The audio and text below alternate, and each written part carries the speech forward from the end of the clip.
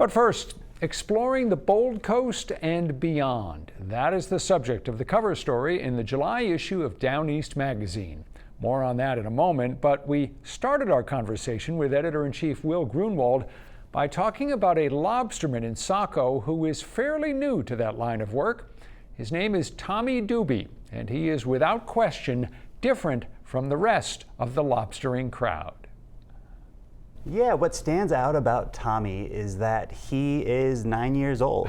10 maybe now, 9 at the time of the story, and has been hauling traps for a year or two already. And legit, I mean, he's really into it, loves it, does it with his father, and he's, what, 7th generation or something, lobstering? Yeah, it runs in the family, and what's amazing, I mean, there are actually, I think, 80 or so 10-year-olds and younger who are in the fishery, so he's not alone, but he's one of a few, and it's pretty amazing. I mean, those traps weigh as much as he does. Yeah, it's a charming profile.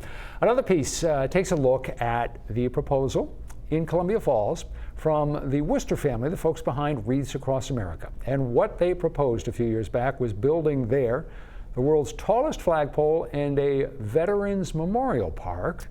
What's the take that you have on this story? Because this is one that people have known about. It's been reported. So what did you look at in this story? Probably most people know that the plan has fallen apart. It didn't come to fruition.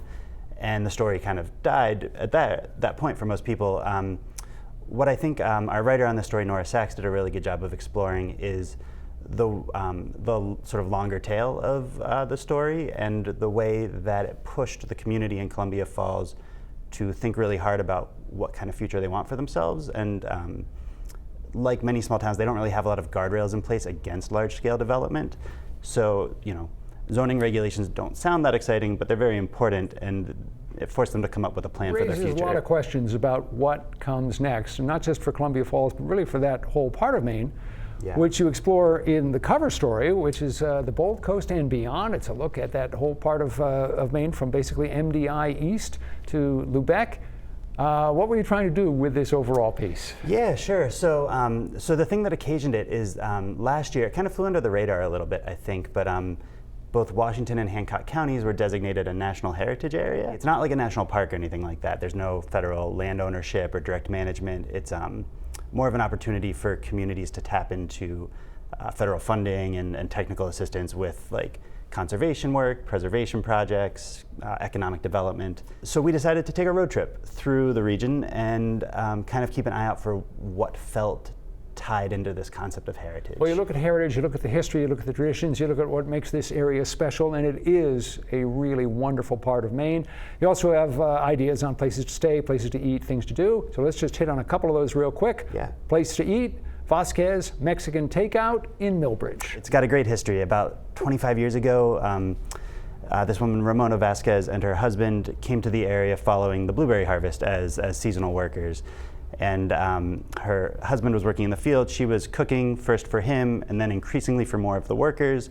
And over time, from a food truck on up, they now operate a restaurant in town. And it's a place with a lot of character. It's a good place to stop. I'm with you. I stop there whenever traveling through. Well, and you can't miss it. It's bright green. Let's hit one more. Talking places you can't miss, the Wild Blueberry Heritage Center, which again is in Columbia Falls.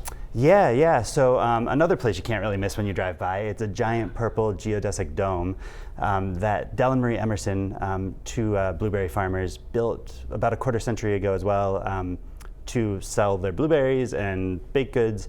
But over time, they kind of built it into really a proper museum about the history of the blueberry industry in Maine. And there's also a mini golf course, if that's more your thing. And all of those stories and more are in the July issue of Down East magazine. It's on sale now wherever you get your magazines.